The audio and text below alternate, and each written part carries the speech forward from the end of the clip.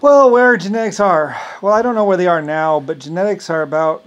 There's a Russian rat. It's called the white pearl rat, I believe, actually. And there's a genetics laboratory there, and they've been messing around with this little poor little mouse or a rat, basically. They've been giving it go for like teeth, or changing its color, giving it a tail, doing little things, basically. It's actually a good place to start, really, rather than going for the human body first. But they've been messing around with this little animal, changing it. Like I said, I knew about it because it was kind of like my project or whatever. I asked, and they're like, "Well, there's a Russian rat that's been modified, um, into a gerbil or whatever, and they were messing around with that." So, but that's what we found basically was they were messing around with in Russia. They were messing around with this little rodent, making it fluffy or changing its hair, changing its color, giving it different teeth. Pretty cute. I mean, I have to admit, it's cute. It's really cute. It's adorable. It's a cute little rat, like a little fairy. Like, anyway, and they changed its color and changed its eyes a little bit, I think, or something like that. And so it's a good starting spot actually. But the extent of genetics, basically, I mean, they could probably do stuff to the human body and stuff like that. I mean, we did change eye color about a couple 100,000 years ago or something like that. But basically, yeah, I mean, the white pearl rat, the white Russian pearl rat is basically, it's a genetic experiment, pretty much, and they've been messing around with it for a while, just messing around with it, seeing what they can do and stuff. They probably have the scientists locked up and chained to the ground, but yeah, like I say, the answer is Mr. Brown. If it was the last thing you would do, you'd blow up the world if he could. If he had enough money and time and power and people, he would blow up the world. Mostly this guy named Mr. Brown, he went up against the Irish. And he wants to exterminate the Irish, and all that. I mean, well, actually, he wants to exterminate everyone. But I don't really know if he really cares about extermination. He mostly just wants to party. But, I mean, he acts like I don't really know. Taking vengeance for something that never happened. Other than his daddy or his great uncle was this group member, and they went up against this other group. And, like, his daddy was a sick son of a you-know-what, and got shot in the head or killed. He had a bulletproof vest on. Anyway, yeah. Yeah, it happened in like 1800 or 1900 or something like that, basically. And this kid was like a child when it happened. And they really didn't understand why their daddy was gone, but their daddy was a sick rapist and went out and got killed, basically. And then his mom didn't want to tell him the truth, so they told him that, or something. I don't really know what they told him, but basically his daddy went off and went to go rape in the next town over and steal, and he got killed after killing 2 guys, so yeah, whatever. Anyway, yeah, it's a small community, and they went off, and I think they always told the wives or the children that they're going off for some good reason, but they weren't. They were just going out to drink and party and run amok, and basically they were ripping some girl, and someone else pulled them off of her. And they got shot in the back of the head or something like that, or 2 brothers or something. I don't really know. Like I knew about it, but I mean, yeah. So that's what's up with Mr. Brown. Is like he was a child when his daddy got killed because he went off to go rape and kill in another town over, and he didn't come back for supper or nothing. A couple days later, they were told what happened. That they went off and they were killing and raping and stealing. And they got killed, stabbed or shot in the back of the head or whatever. It was self-defense, so, and not on their daddy's part. I mean, their dad and his brother were raping some girl, and like the whole town was in on it, like a whole town of black people.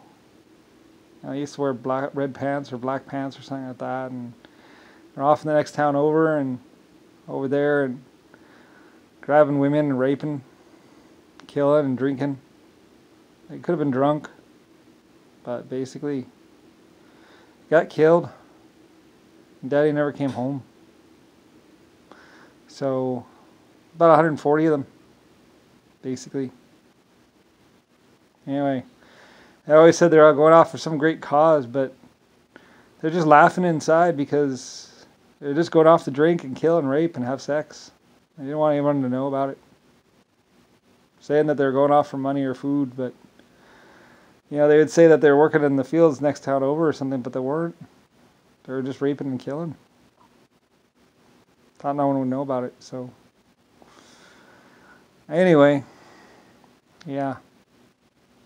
So, Papa was like a young little boy and didn't understand what was going on. His mama tried to tell him probably, who knows. Anyway, yeah. It was like 1905 or something. Anyway, yeah. The story's true. About 120 of them or so. In this little community of farmers. Anyway, they made up the story that the landlord had done it or something. Yeah, whatever, it was just a lie, so. Like I said, they were just going one town over, raping and stuff, and inside this other community, and they didn't really much like it, so they killed him. Yeah. They tried not to kill him, but they broke free, and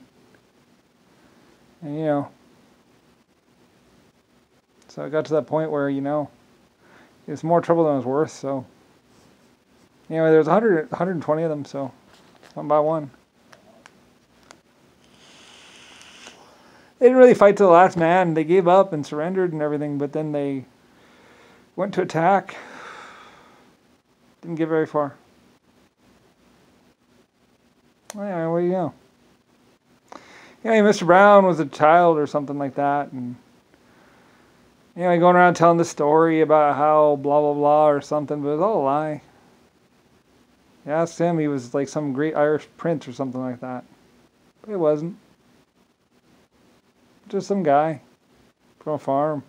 Never learned to read. I think he was like 80 or something. I don't really know. Like,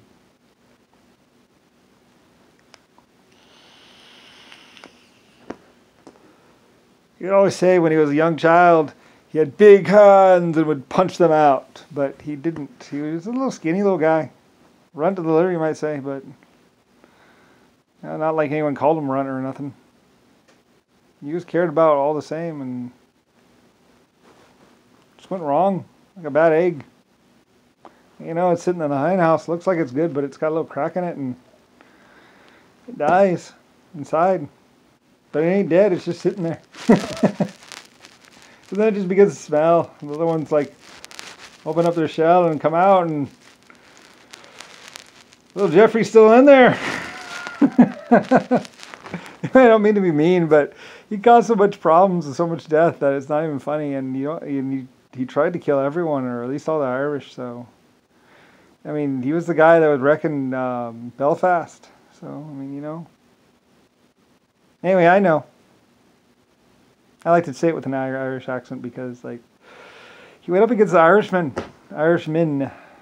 Anyway, he decided to create a race war against Irish and then everyone. So, I mean, paying Irish to do things and trying to be all sneaky about it and everything else like that, and wrecking Belfast and selling off all the stuff for scrap and saying he owned the place and this and that, and waiting around for anything good to come by so he can just kill it or rape it. It was him in Belfast, driving forklifts into the water, driving forklifts at ships. Dung, dung, bloop. And then killing the driver and say he drowned or something in some experiment. I mean, he's just a sick guy that had too much money. Thought he could see how far he could go. He didn't go that far. He just killed some more. Anyway, yeah. Anyway, a guy named Mr. Brown or Mr. Black or Jeffrey or Jones. I don't know. He's made up all these names. You ask him, like every block he had a different name. Every story he was a different person. Except he wasn't. I love the Irish, I do.